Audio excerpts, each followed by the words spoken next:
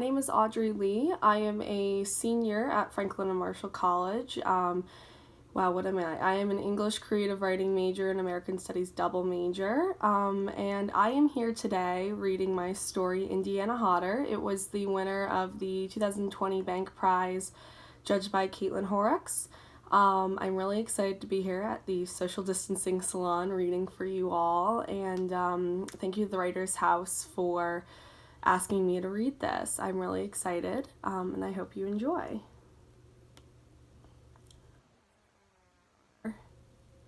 We thanked him for his pink sand beach in Sardinia, but this was before the cake at dinner and after Daisy had fucked him, but before we knew that she had done this.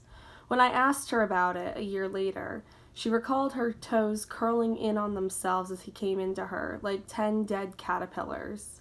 That was it. Daisy, the pearl and the oyster, and his tan, wrinkled body on top of her like the oyster shell, like a blanket that needed to be ironed. But don't you regret it? No, not at all. It wasn't like I was all tense because it felt good. He was absolutely disgusting. But before, we were gilded like the Greek gods. More than that, we were Americans. Daisy never molted her baby fat and had a tramp stamp from when she was 14.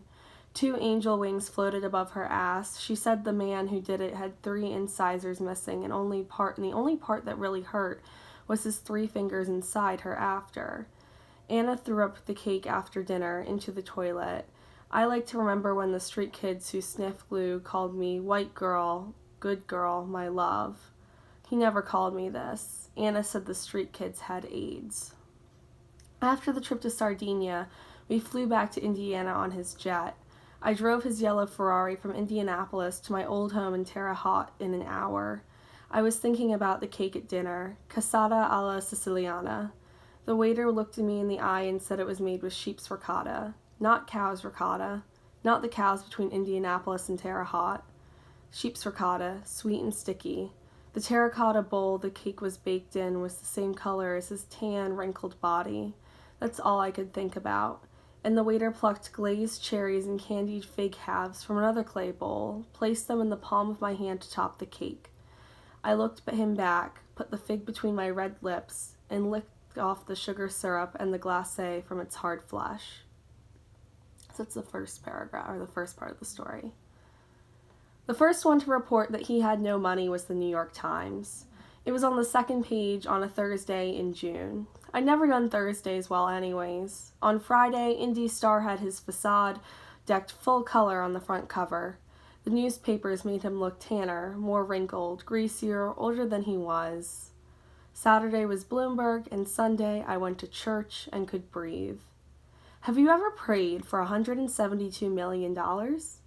Daisy went with me that day. She wore this navy ponte dress that strained at her wide hips and her grandmother's cameo brooch on the wrong side of her chest and little patent leather kitten heels, the color of cold vichyssoise soup. We kneeled on the linoleum floor of the Baptist church in Carmel. $172 million. I remember her shoes the color of cold vichyssoise because that's what the chef served us to start lunch that day.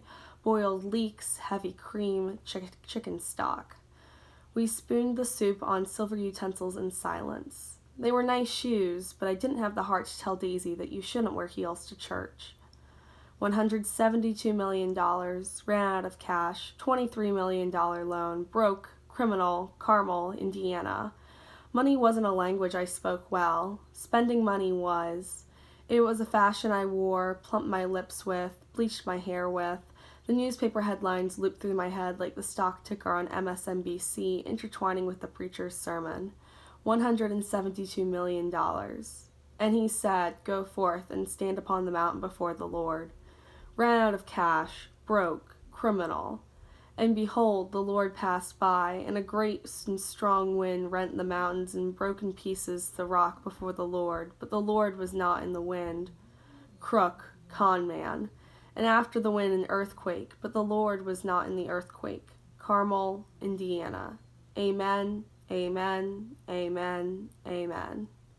What was I going to do? All I could do was breathe.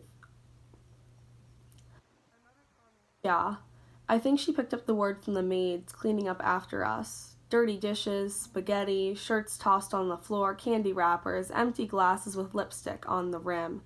Kia. Trash, garbage, swill. It was the prior June in Bangkok. I remember hanging up the airport payphone on her. I remember crying as the plane took off, and Bangkok at night, with all its glittering shrines and the shining black water in the klongs, the canals, from the squiggling path of the Chao Phaira, the street kids in their glue, the spinning wheels of rusted tuk-tuks, my mother became nothing but blank, sheer silence underneath me. I read last week's copy of the National Enquirer before a short connection in Incheon, blaming a thin-lipped shot at Hillary Clinton for the wildfires in California. From Incheon to Fort Wayne, I chewed up page after page of the signed hardcover copy of The Age of Turbulence he had sent me by Alan Greenspan, and a pulpy lesbian paperback about bondage witches. The front of the book was illustrated with a white girl tied to a cross, the rope strategically wrapped around her like a Christmas present, flames licking at her polished toes, a confused mix of fear and ecstatic pleasure painting her pale face. The stewardess asked what I wanted to drink for once an hour for 13 hours. After I ordered my 7th gin and tonic with a lime on the rim of the plastic cup, she smiled at me with a mouth the color of hot peppers and said that I could order water. His letters were in my purse. I never counted how many there were. I read them like smut. The thick, creamy stock paper felt rough under my fingerprints, his gilded signature embossed in the header, and then in soupy black ink signing off each page. Right back, turned to join me, turned to see you soon. I could write his story that he wrote me like the alphabet. His mother was a nurse, his father was a carpenter, and it was his father who built their clapboard rancher on 2 acres at the corner of Connery and 14.5th Street in Terre Haute. He dropped out of Trine University when it was still Tri-State University. He sold pink Bibles door to door and desk to desk in secretary offices, and when his father died from liver cancer, he was 19 and it was 1962, and he inherited $300 in the family Oldsmobile. He loved his father. He didn't cry at the funeral because he knew his father didn't want him to. He spent $150 on the wedding to his first wife, fucked her in the cracking vinyl seats in the back of the car afterwards, and in a few years, with the rest of the inheritance and Bible savings, he launched the Courtier Insurance Company. By the time he was 35, he was the richest man in Indiana. He divorced her, bought a gold-plated Rolex Submariner, and built Agincourt Farms in Carmel.